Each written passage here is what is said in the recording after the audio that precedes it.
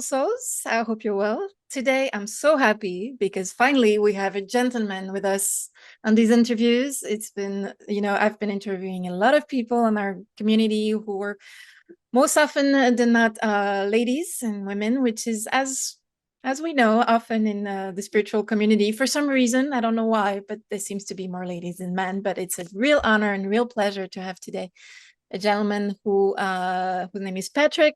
Patrick is also part of the Galactic Dudes, which is the galactic groups in which we love to interact, and is a wonderful support for people who are interested in anything galactic and spiritual as well. So, hello, Patrick. How are you? Hello, Abigail. I'm good, thank you. I'm good. I'm happy to have you here in the on the channel. Patrick, you are a postural therapist. So this is what you do, but you are also many things, and you are not just what you do, but also what you are as a person who on a spiritual journey, on an inner journey.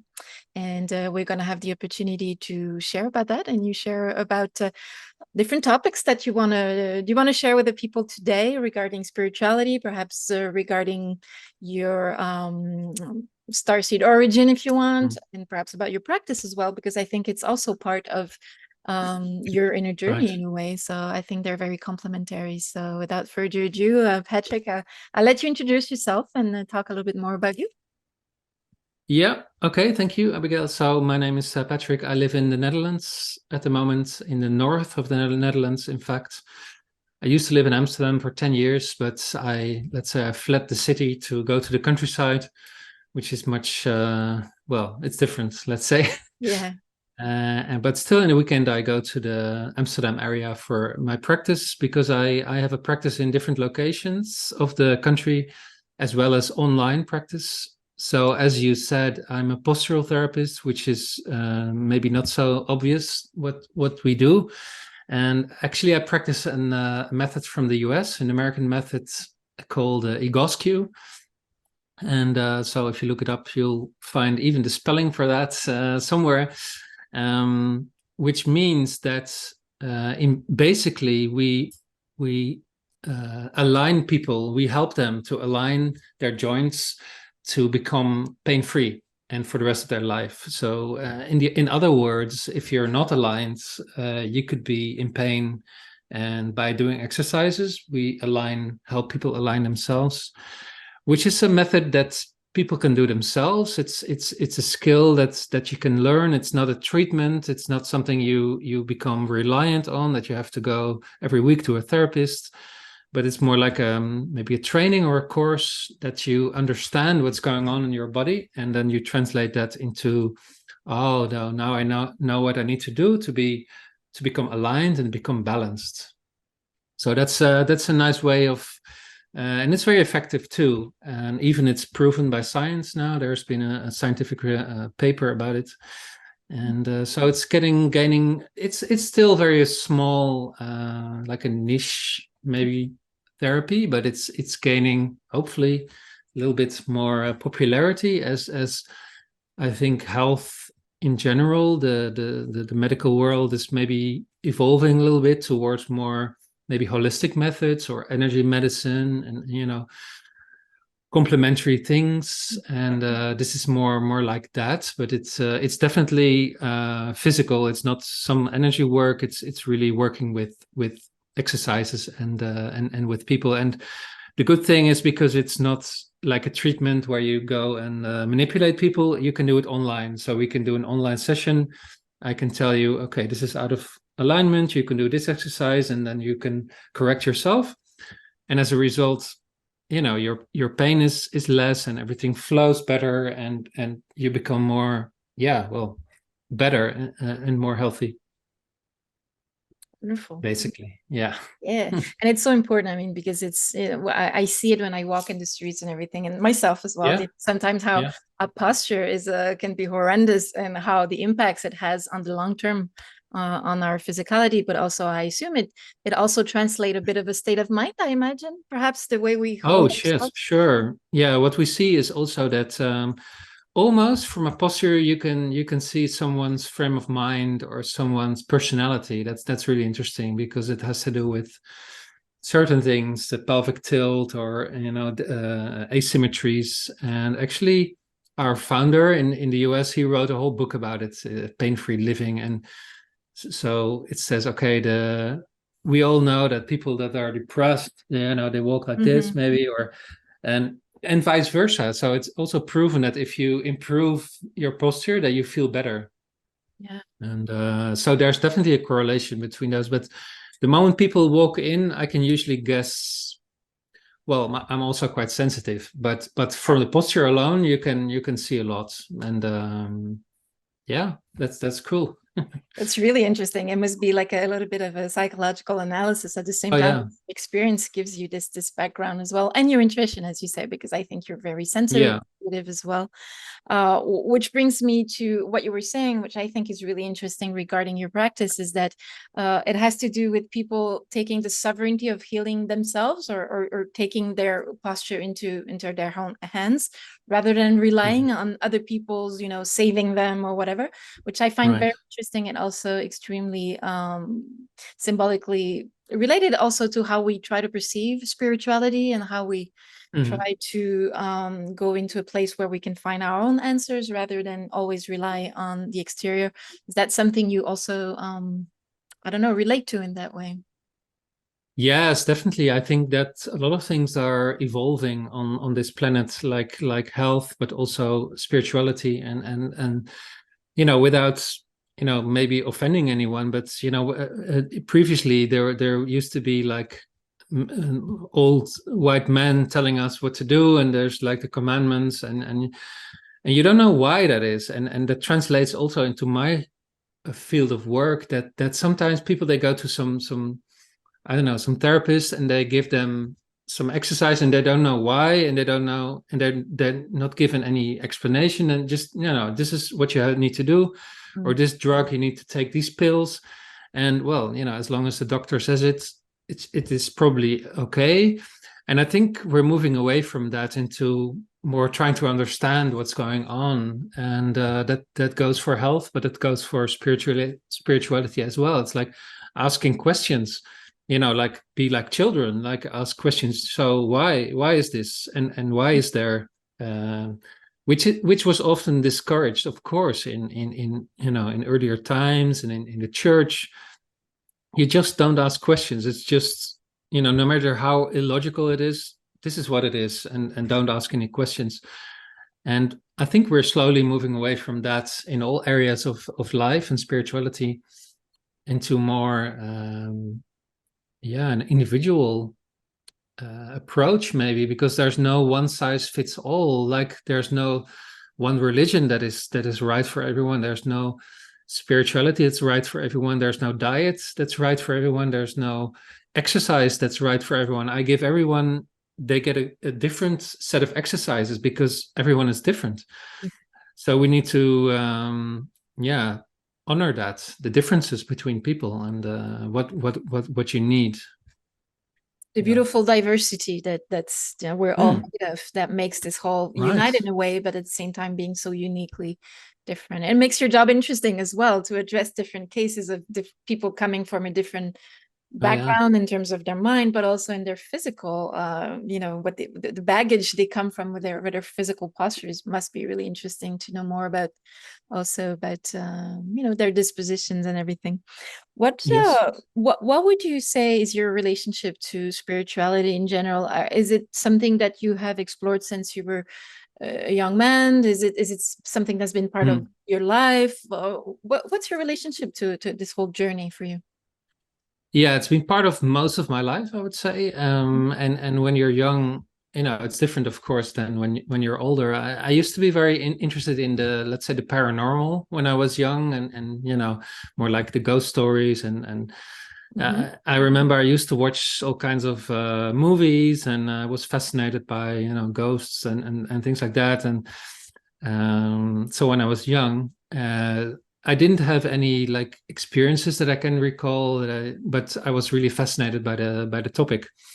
And I used to listen to like a local radio show. There was and they had all these experts, like paranormal experts and people who could do readings, and you had people calling to the studio, and they said, oh well, I see blah blah blah behind you. And so I was always fascinated by these phenomena, let's say. Yeah. And say, oh well, that's interesting, because of course I've always felt there's more than just the physical things that you see, and I've always been quite sensitive. So then later, I guess, I moved into teenagehood, and got lost a little bit in the ways of the world, and the usual things, and exploring things, which was fine as well. Having fun, and in being in college, and all these kind of things.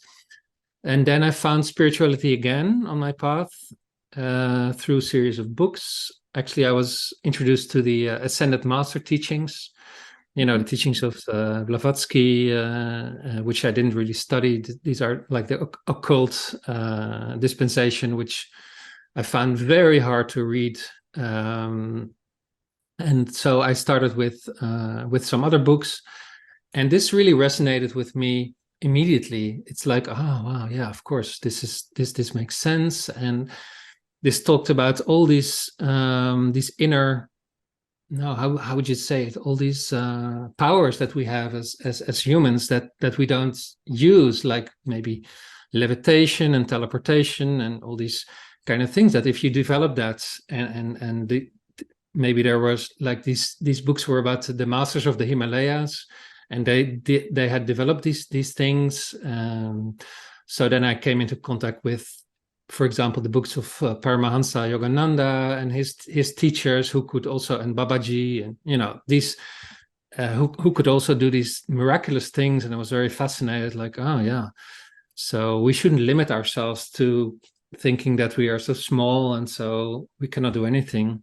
Yeah. And this is really cool that we can expand ourselves, and even go into different dimensions, and become invisible, or the sky is the limit, really. So that gave me really a positive outlook on life as well. It's like, wow, so there's so much more to grow and to expand yourself into. And then, yeah, so that gradually evolved into reading a lot about reincarnation, for example. So I devoured all these books about, also for example, the books by Shakuntala Modi. I don't know if you know her books, but she's like a psychotherapist who discovered that some patients had past life memories that explained their problems, and if she took them into a regression, and then they got rid of the problems. And she was really a non-believer. She was a scientist, and then she converted into really a believer. And those kind of books that really changed my life, to say, okay, of course there's reincarnation, there's explanations for problems that you have in your current life. You can go back to that life, and etc. etc. So I started really devouring all this material and these books, and yeah, so and even then I became a member of a spiritual community, Ascended Master community as well. So that also furthered my growth on the spiritual path, to be among like-minded people, because I'm sure that that, and the viewers, they also know that you can feel quite alone on your spiritual journey if you're you're living in the world, and all around you, you only see people, they go about their business, and they work 9 to 5, and they, from weekend to weekend, and blah, blah, blah. So then you feel, well, there's more than that. And then if you come across like-minded people, that's really awesome. It's like, oh no, now I found my home, and it's like my people, and I can talk about these things. And that was so nice. So I was a member of that community for a couple of years. And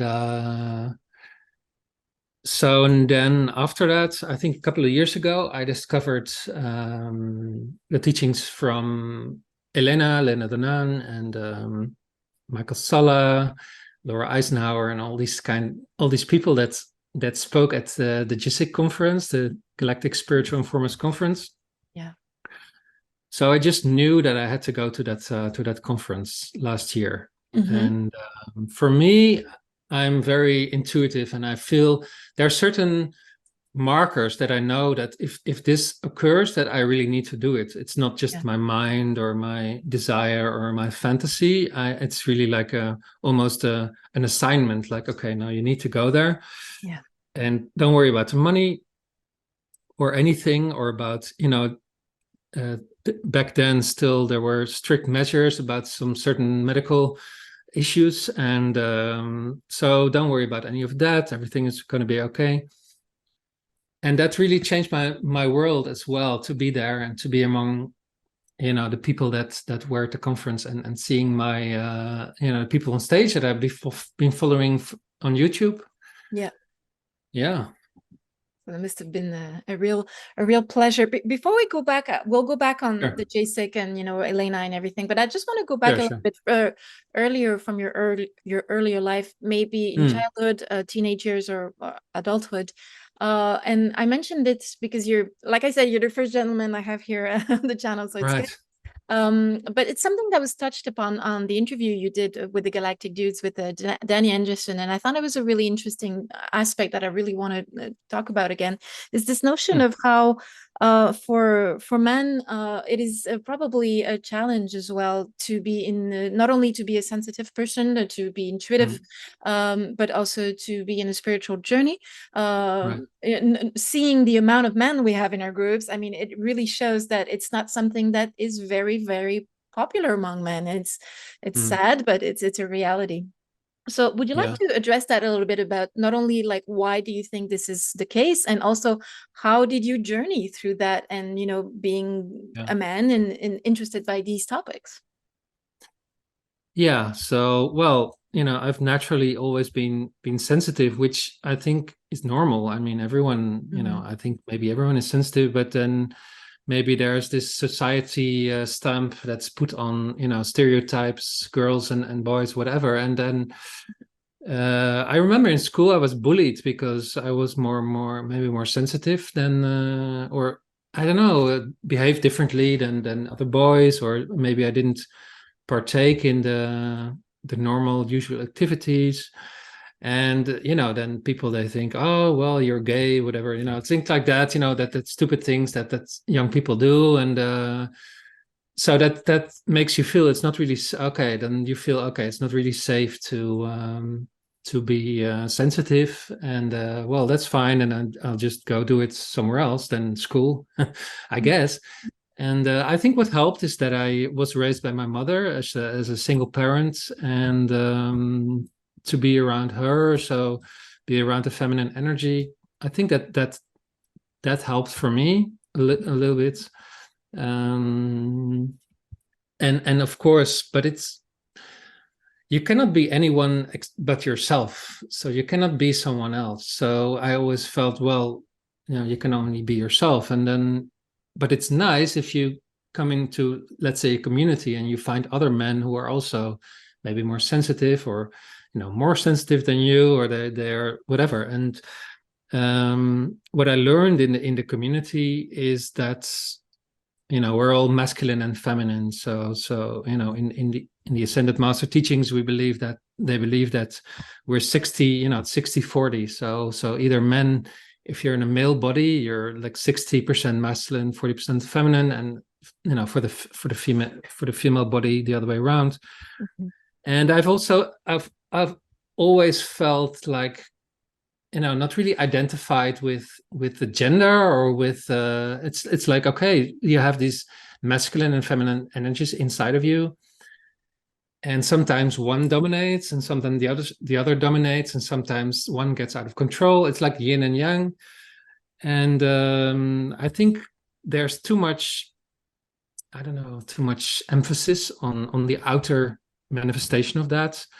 And I've always felt more comfortable around the feminine energies for some reason. I don't know, maybe I needed to balance that or something. But I never felt really, okay, I need to act like a typical man, or because what society expects of you, or what this planet's energy is, that's not you. It's you come into this body, and you're being yourself, and you have to balance these energies. And it's not about, the outer things that you do, that you like a barbecue with meat and like football and beer and look at women. Or, I mean, these are things that you learn maybe from society, or that are expected. I mean, not to put anyone down, that's not the issue, but I believe that we have to express ourselves from within, and no matter how that looks on the outside, if people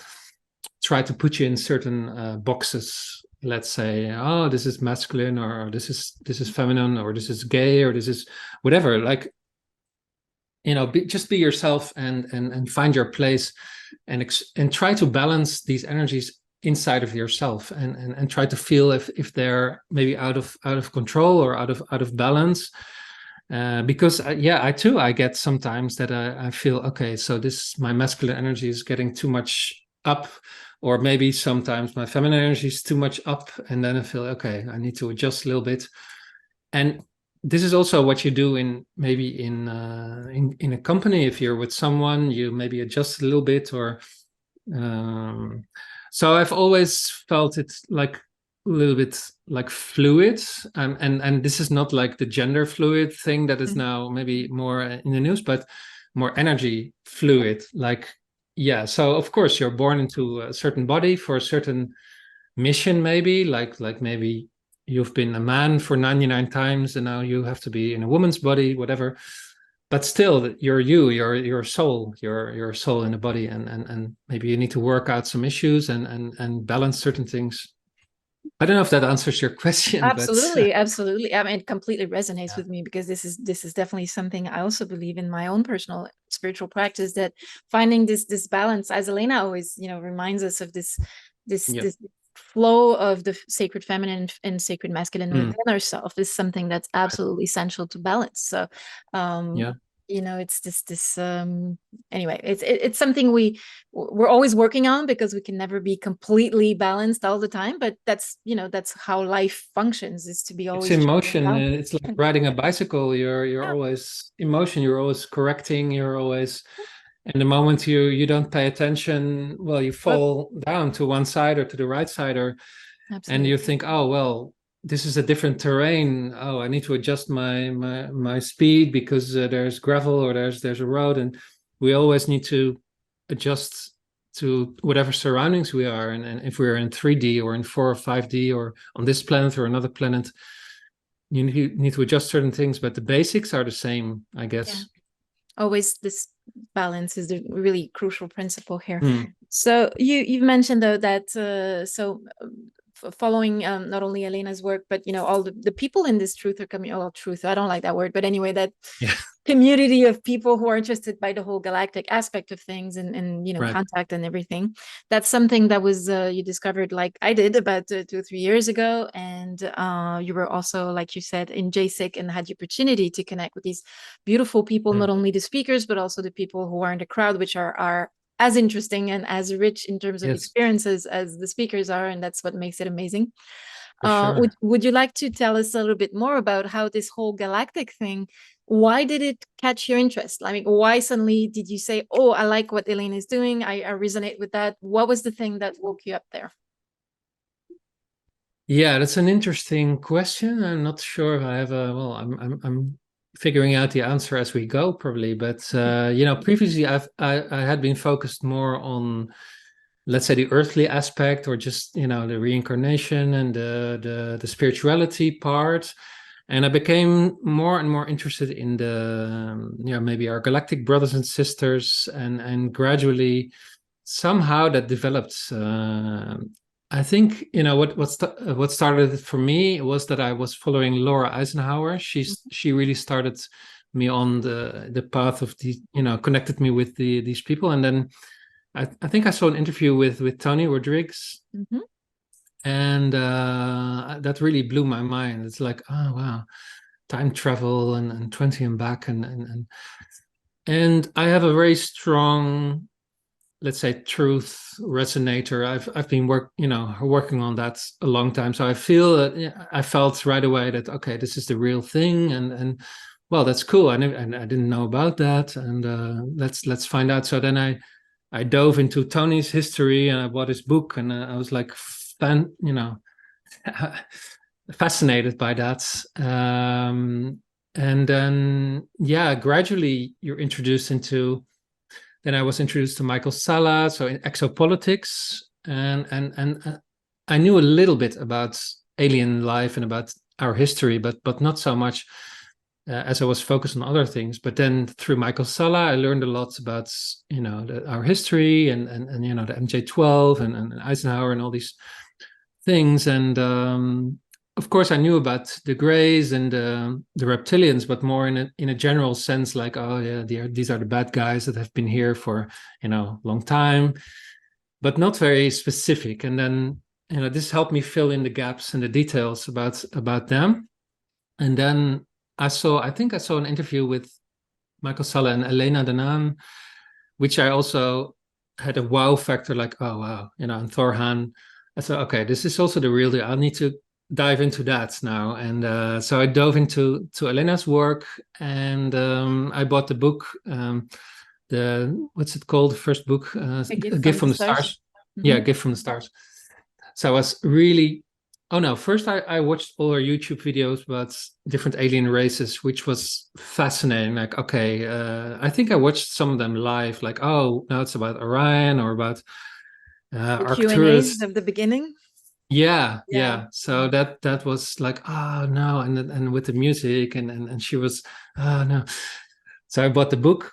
I read it from cover to cover, and I was like, yeah, this makes sense. And of course, there's a Galactic Federation of Worlds, and being a Star Trek fan, it resonated really heavily. Yeah, it's like, yeah, well, this is Star Trek, right? So our Star Trek future. Yeah, but also, you're used to seeing, if you're in Star Trek, if you watch Star Trek, you're used to seeing different aliens, and it's like, oh, it's normal, and they're working together, and it makes sense, because who still believes that in the universe that we're the only planet with with intelligent life, that is so ridiculous to think. So of course that makes sense. And then I heard that Gene Roddenberry got his information actually from also from the Galactic Federation, and everything started to be put into place.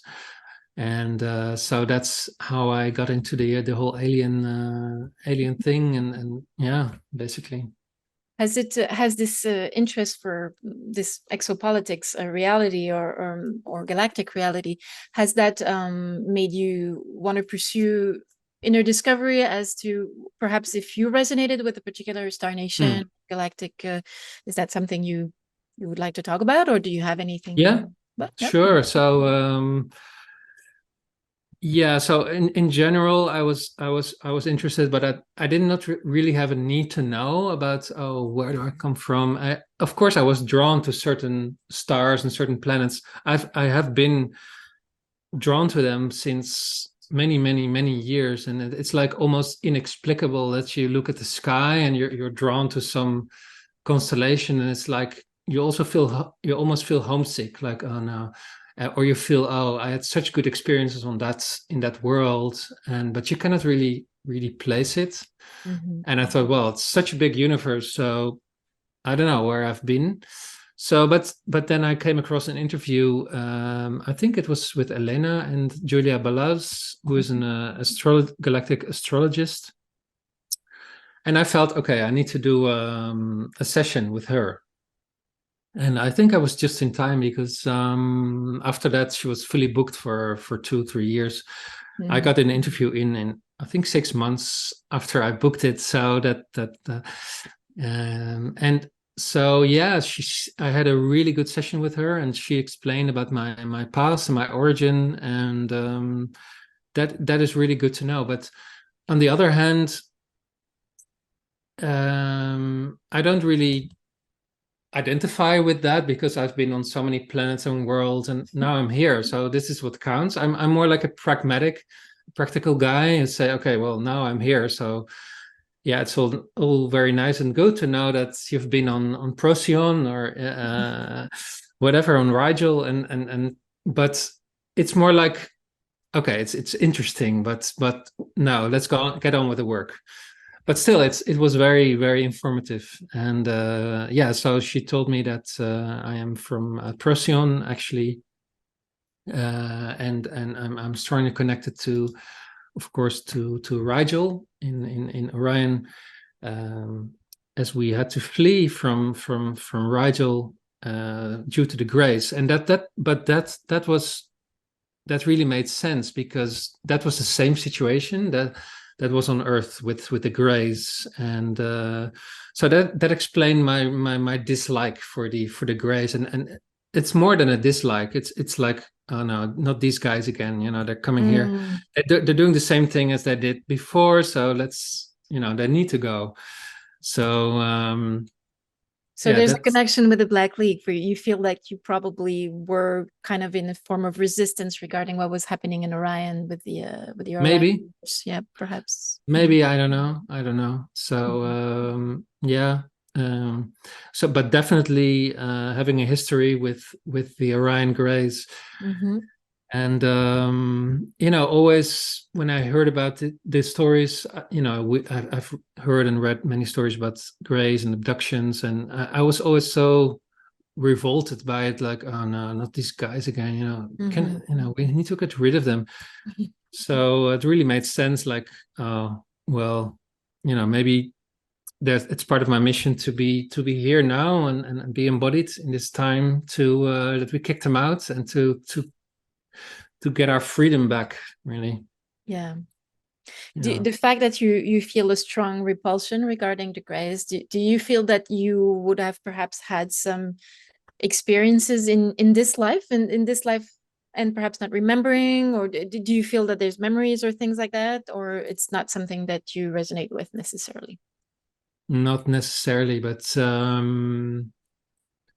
yeah. So there are days that I feel maybe so tired that I think, well, last night I've been 20 and back to working in a mine or something. Yeah.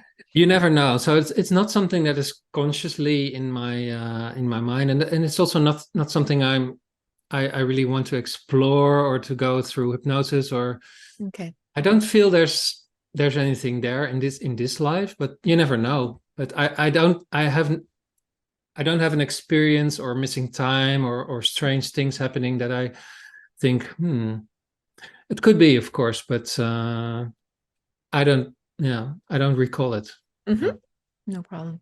So for you, and I think it's a really wise approach to this whole starseed thing. Again, it's a label. We don't like labels, but it's just Yeah. putting names, shorter names to concepts. Right. So this whole thing about, often starseeds missing their home or being homesick and just spending Mhm. their time upstairs and not being grounded, and when they have something to do here, or just something to be rather than just something to do, because it's not always just about doing, but also just about being, and your energy will radiate something. So Yeah. I find it's very wise of you to just focus on instead on what's here and now on Terra, and what you're here to do or to be. And obviously, as the practitioner that you are, you bring a lot of amazing things to Terrans, and to this world. Do you feel also that besides what you bring, not only in terms of your therapy, but as a person, Mm.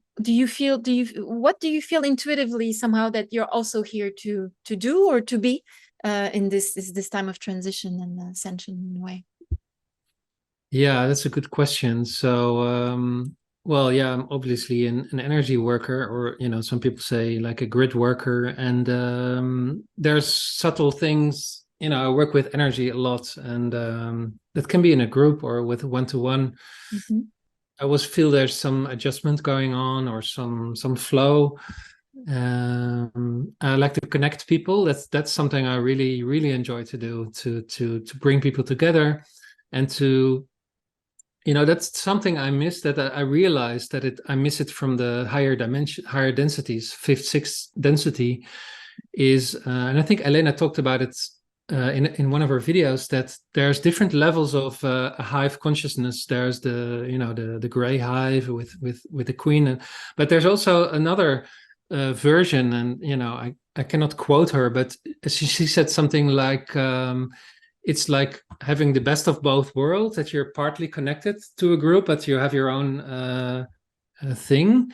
And that is something I strongly feel on this planet. It's like, why are we doing things so inefficiently? If we just connect to someone else, let's say you're in traffic and you already know that the other people on the road, they're going to do this and this, and then everything goes more smoothly. No, we have to do our individual thing, and it's so inefficient. And I don't want to be in like a full hive consciousness, like a Borg cube, but it would be so much more efficient if we share knowledge, and if we have a shared understanding, and we exchange concepts, maybe telepathically, and things go so much. We don't have to reinvent the wheel every time.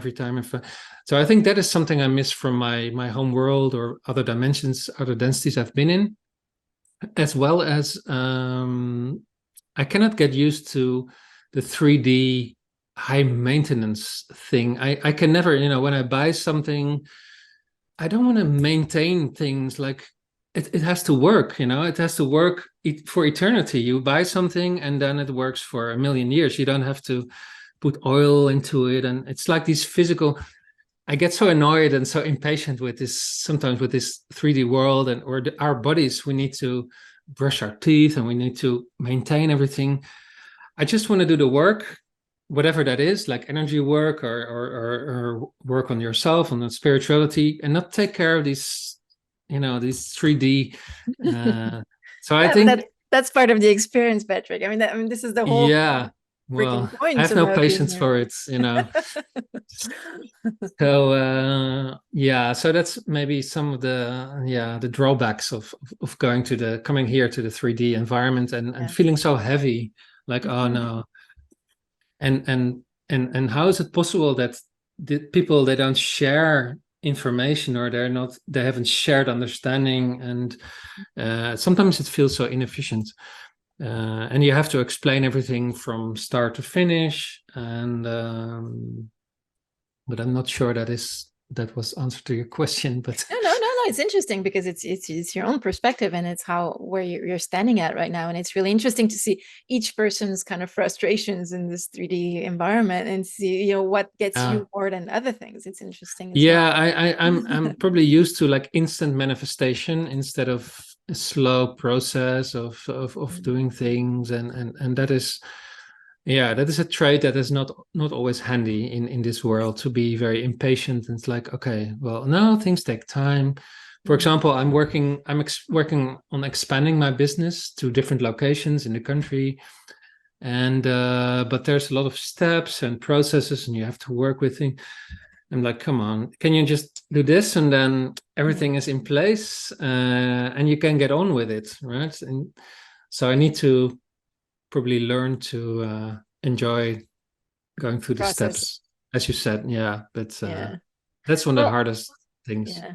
That's definitely one thing about this 3D third density thing, is that I think we arrive probably from places where it's all about, you, like you say, you instantly manifest a realization, something, and it just happens. And I think what Yeah. we're here to learn is the processes, and, like you say, the patience of actually getting there. And actually getting there is not really the point in the end. It's really about what's our state of Creation. mind while we are in the process. And it's really hard to accept. We have a tough time with that. I've realized that when I see, everybody, myself included, having such trouble with that. And I think we are connected. You say, it's frustrating that we're not connected. I think that we are quantumly, there's a quantum heart resonance thing happening, or I don't know if it's through the brain or to the heart. But the problem, as you know, is that, we've been so tampered with in terms of foods and toxicity and ideas and limiting beliefs, that I think even if that's going on, it's just being kind of pushed down because of, but I'm pretty confident that as our polluted bodies will suddenly start to heal again a little bit more, and that our consciousness will rise a little bit more, that we'll probably be able to find again, even here on this Terra, probably a bit more, contact, perhaps telepathic or other, but anyway, yeah. Sure.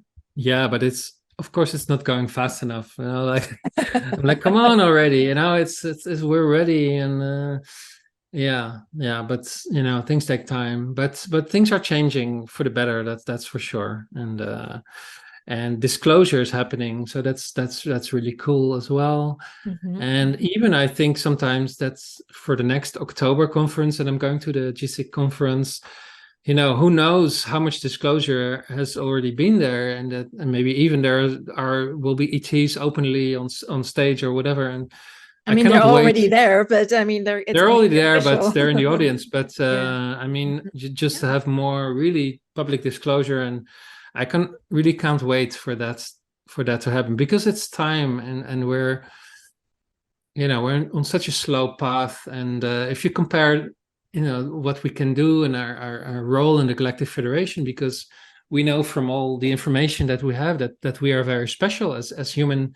Hmm. The human genome and the human DNA is very, very special, because the combination of all the seeds that have been there. And it's time that we reach our full potential, and not no longer be suppressed by all these systems that distract us. Even like the moment that we're going to bloom, and they're going to tell us, oh no, look there, and Hmm. everyone is distracted, and they say, oh, yeah. So I cannot wait for humanity to embrace the full potential.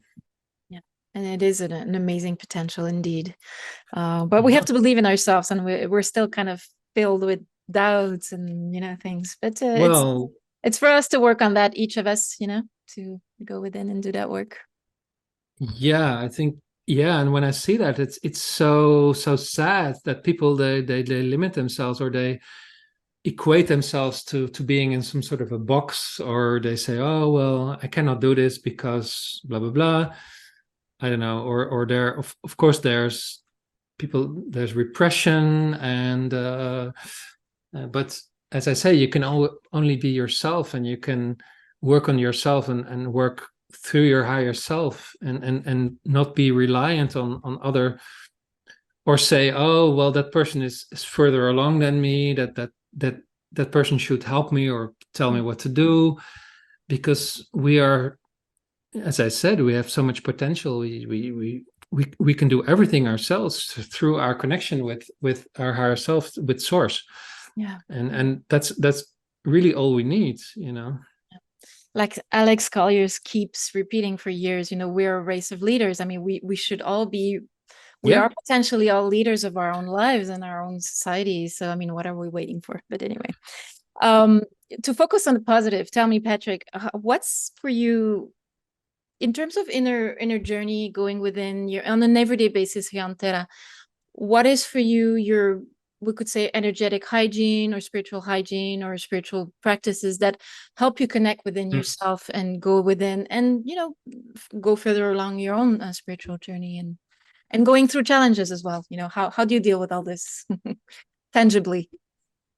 Yeah. So, well, I think, and this is also what I teach in my therapy, is that you need to pay attention to the small signals in yourself, like what is your body telling you, but also going on your intuition, and disconnecting yourself from things that take your energy, be it a social situation, or say, well, for example, saying, okay, well, I better not go to this party today because I feel it will drain me rather than fill me, or rather go to nature. So for me, I do that intuitively, and I probably do it not enough either. I do it only when I'm already over the limit, and I'm working, and I'm feeling like, no, it's too stressy or whatever, and then I go back to nature or to animals, and I noticed, for example, even today I was on the street, I was walking, and there was a dog, a guy with a dog, and I petted the dog, and immediately I felt like all the Mm. tension, goes out, and like, oh yeah, of course, animals, of course, nature. But somehow we just keep forgetting. It's like, okay, we're in the rat race again, and then, so I also need to remind myself to take breaks, either physical or energetical breaks, or just disconnect from the normal life and going to nature. So I think that's the way I do it, to and also to connect to people in a good way. I mean, not in a not like in a party sense, but really a good connection with people, that you have a flow and you have an exchange of hearts. That is really also good for me.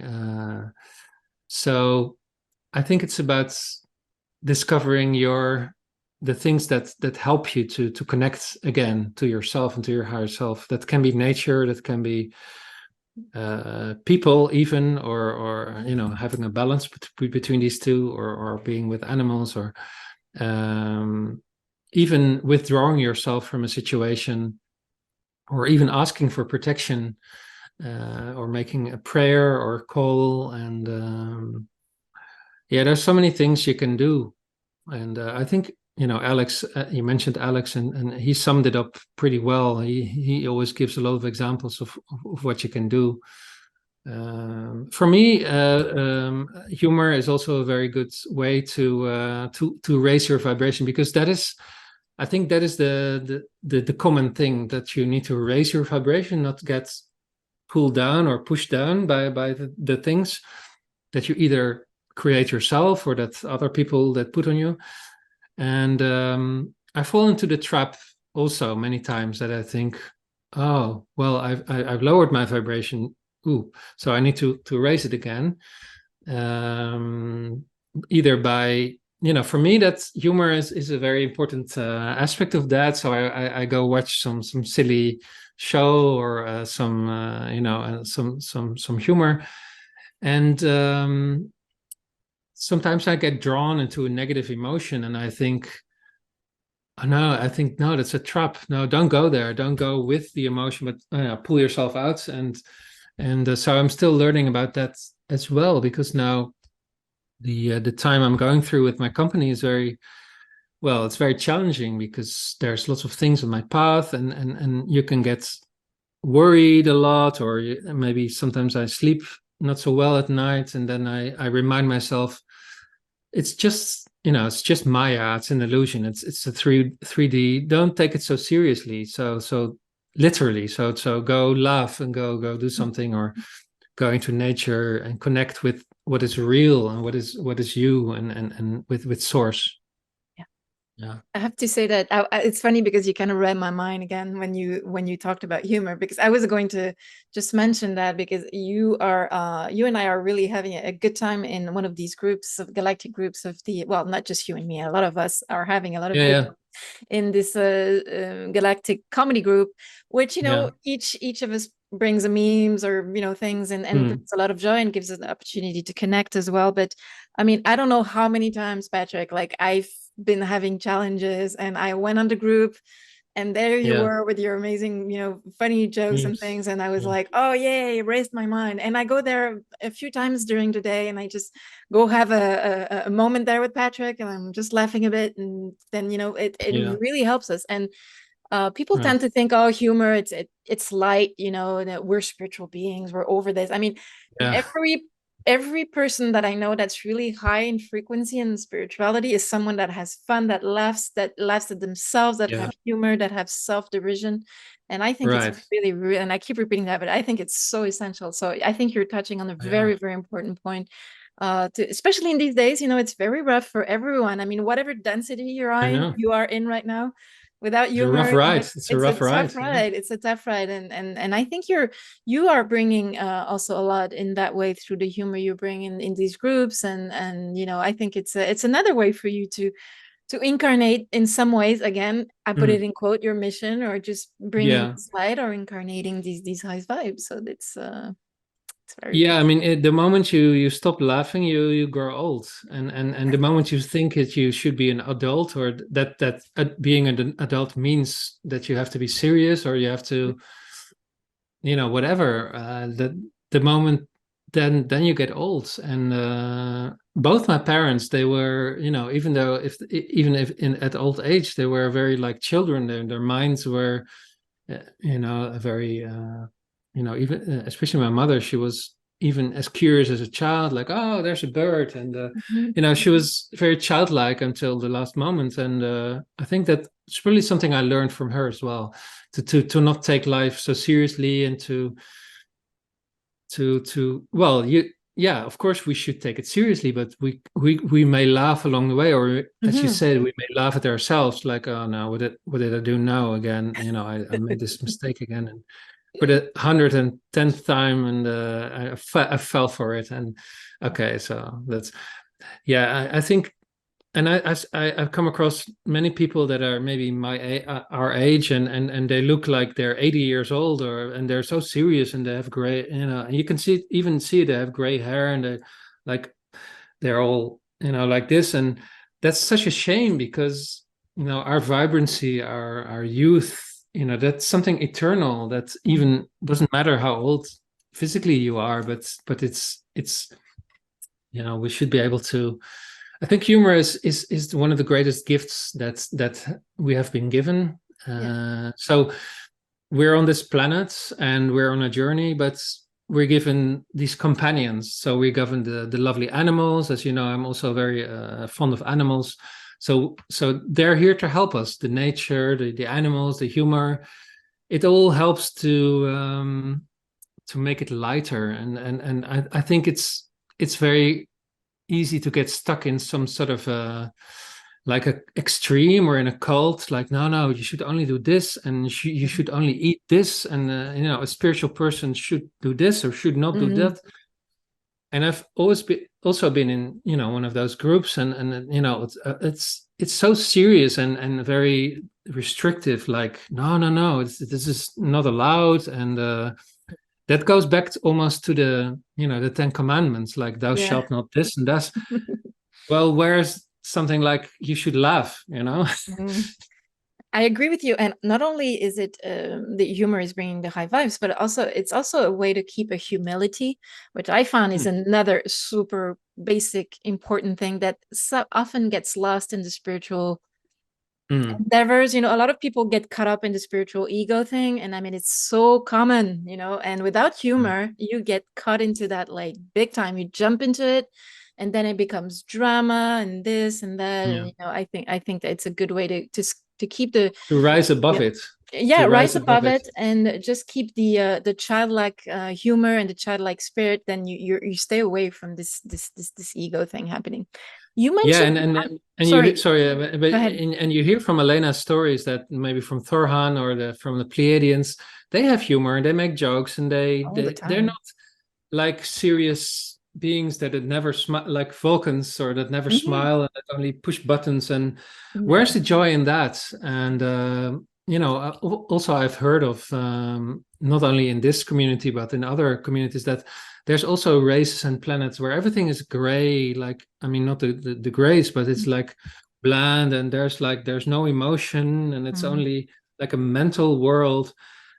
And I think, oh my gosh, if I hope I don't, yeah, I heard of a story once that was like a regression story, that someone who was incarnated on Earth for many many incarnations, and they wanted to have a different world.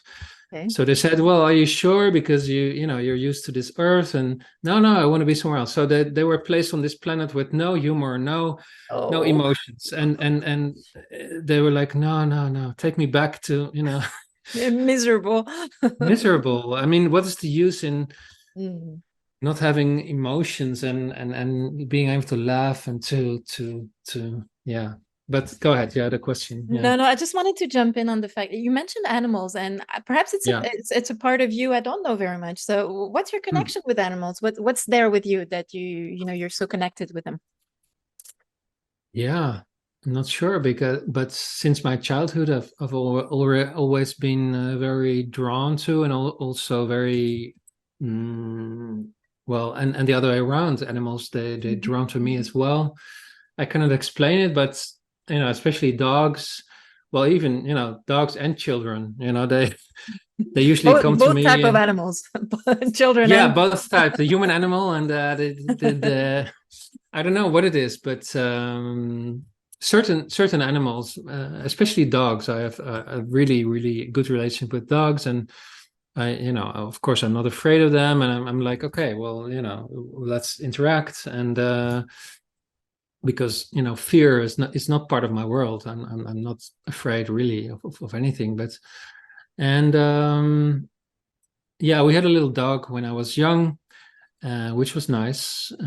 A little Maltese dog, white, small dog. Mm-hmm. And well, that was really the only pet I ever had. But I really enjoy to, if I visit people's homes or on the street, I would greet the dog before I greet. Well, I've Yeah. since I've learned to greet first the person and then the dog. But Mm-hmm. I Deep really down in want your to. heart, you want to greet the Yeah, dog. I really want to go to the dog first, and Yeah. they come to me with the tail wagging, and Mm-hmm. it's like, oh yeah. And as I said before, it's the tension melts away because it's oxytocin. It's you can explain it scientifically, but there's an exchange. Well, I think now that you mention it, I've been told that I'm well, this is in the Ascended Master community that told me that I was, originally from the elemental kingdom and from the Devas, actually from the Deva kingdom, which is like a crossover between the elementals and the angels. It's like a yeah. So that's why I tend to thrive in nature and in animals because it's kind of that realm, like the 4D world of fairies and gnomes and Agartha all and these all these this. these fantastic creatures that do a lot of work that we cannot see. Well, most of us, I know people that can see them, and there's so much more than our 3D eyes can see. There's, as I say, there's fairies and gnomes. There's guardians of the nature, guardians of the animals, and they're. Yeah, I think it's probably because I've been also I have that origin of being like an elemental being. Yeah. And I used to be very, very in touch with that back, that I had a phase that I was very in touch with elementals. Mm-hmm.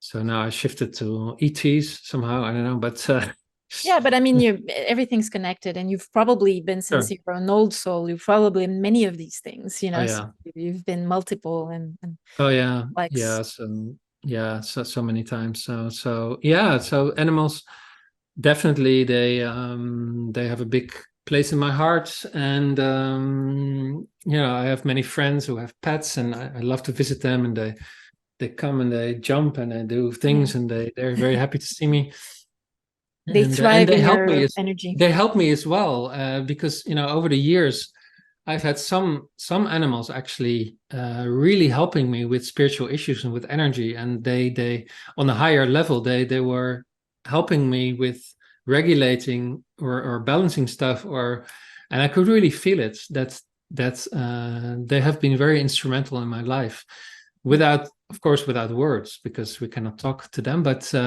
I could better. feel I could feel that, for example, there was a small dog that's in the previous place I lived in, and I know that she was working with me, and we were connected, and she was doing energetic work as well to help me, to support me, and that was really touching. And Wow.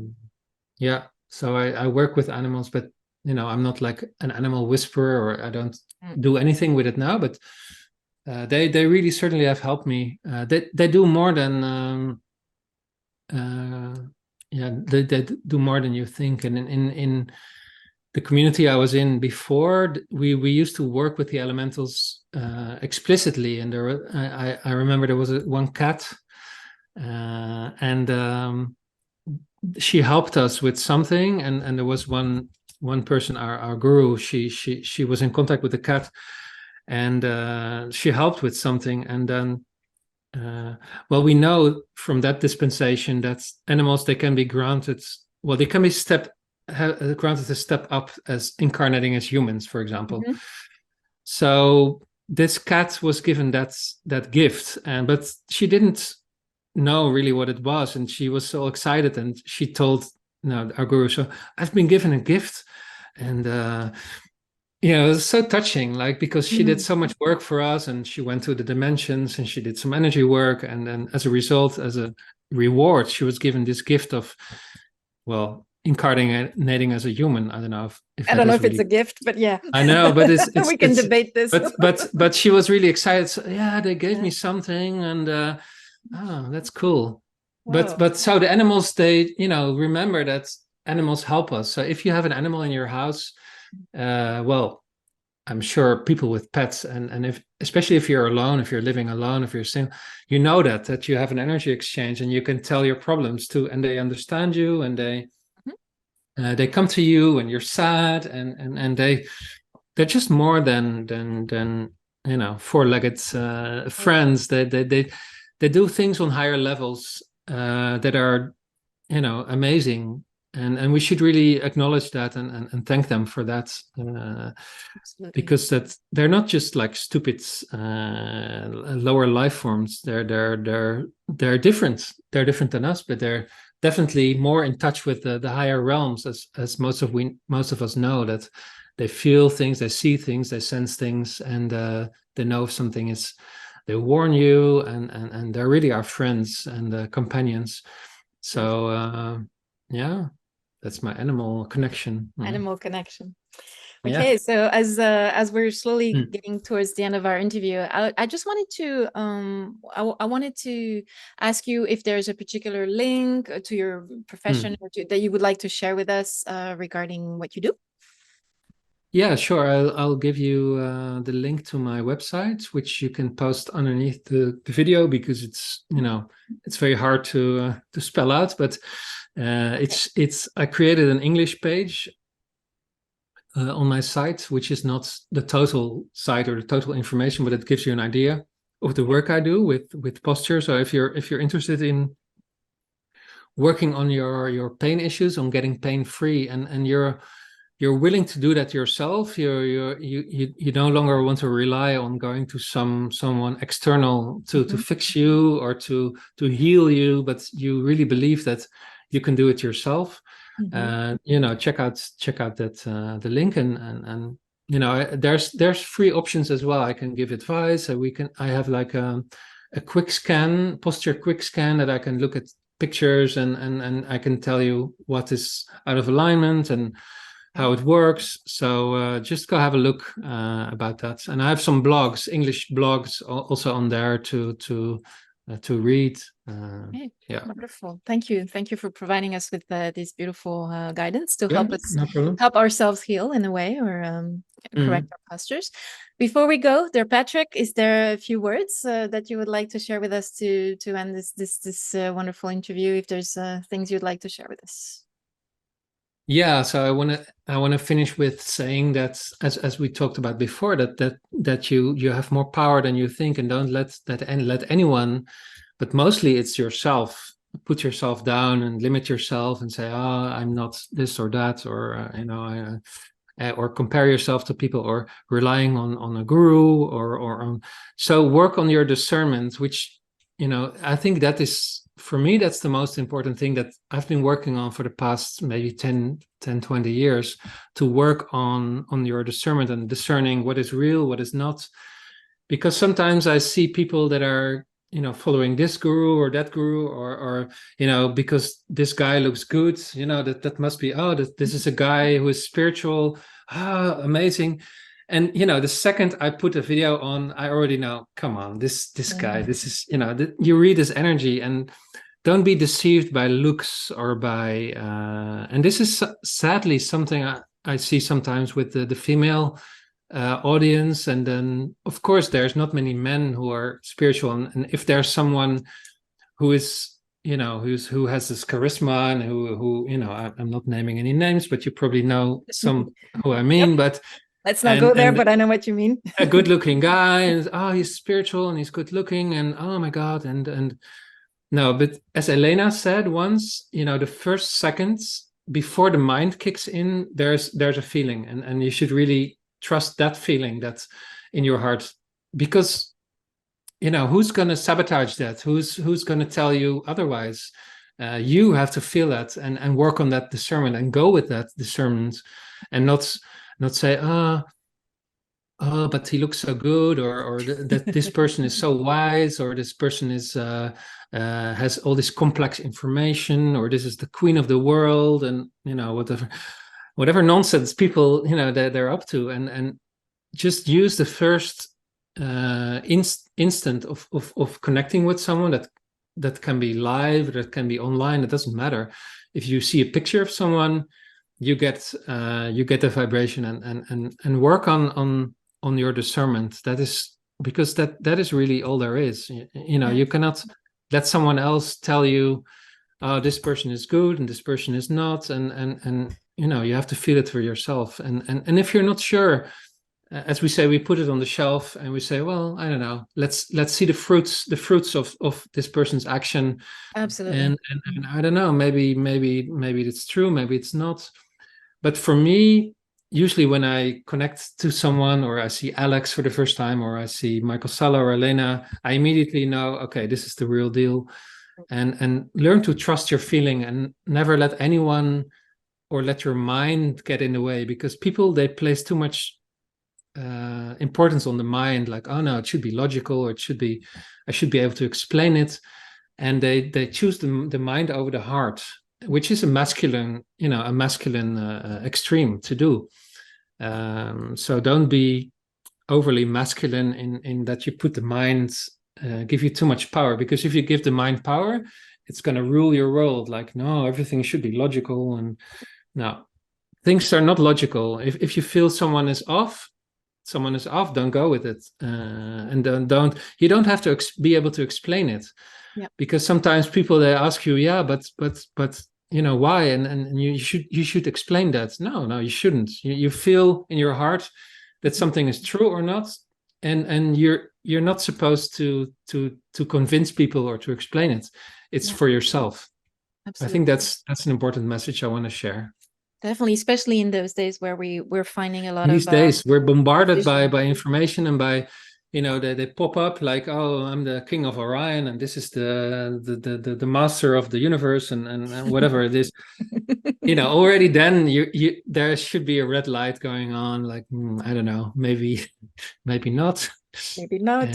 And yeah. the lack of humility and the lack of humor for me are very good elements that give me a sense of, like, when you think you're the king of the world or the queen of the world, whatever, there's a humility issue there that tells me that if you can't laugh at yourself, there's a problem.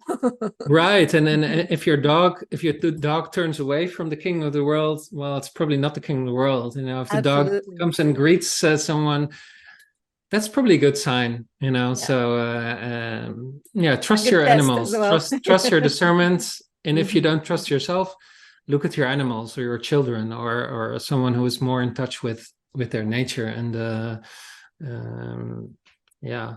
be use your mind and your heart. That's why we are here, to balance our masculine and feminine energies, to balance the mind and the heart, and not take one takes precedence over the other, but have them work together and as a beautiful synthesis, to create what is needed, and be in balance all the time. Yeah, absolutely. Beautiful words of wisdom. Thank you so much, Patrick, for not only sharing this, but also your experiences and personal experiences. It's always fascinating to see how each of us has gone through this road the best we could, with the tools we had and with the experiences, the unique experiences. So thank you very much for sharing with us. It was a pleasure. Yeah, you're welcome. Pleasure to have you. Yes, it was a pleasure to be here. Thanks for giving me the opportunity.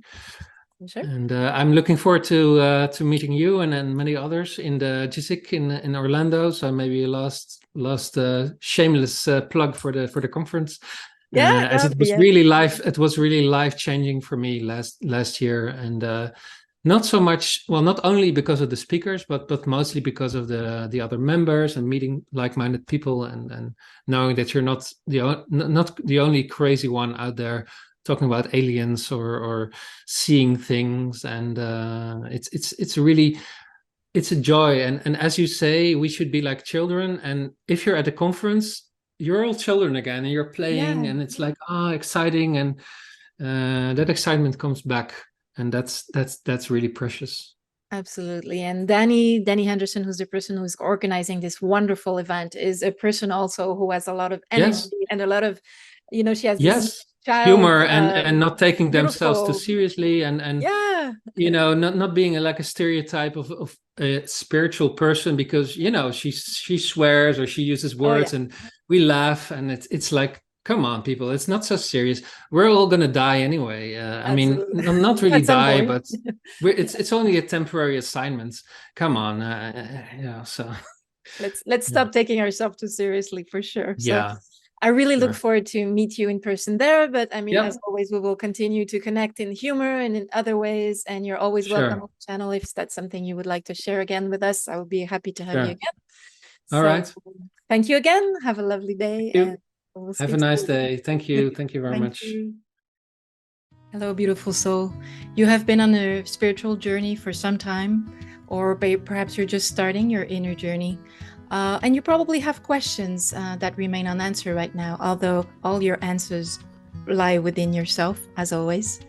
But sometimes we need someone to just give us a little nudge. And personally, as an intuitive and a transmitter and a creator, I have created my own type of approach where I offer the people the opportunity to ask a few questions, a maximum of 5 questions, where I will provide from my inner guidance, which is the fractal of source that I am and that you are as well as my high vibration guidance will provide a vocal transmission. And also we will be creating an artwork just for you, unique and original, based on your questions, and the motifs and the colors that will be chosen for the artwork will have in some ways some information about the answers to your question. And I will also use a piece of music that, either through the frequency of its melody, of its words, will also give you some clues as to what the answers to your questions might be. And I only serve as a nudge, as a pointer, in order for you to, after that, resonate or not with this information, and then you can pursue your own spiritual and inner journey, just having been just helped a little bit on the path. So if you're interested in a creative intuitive transmission session, which I call CIT, I invite you to follow the link that's below in the description of this video, and on my website, abigailrichard.com/CIT. And don't hesitate to ask for more information or just book a session. Have a lovely day. Bye.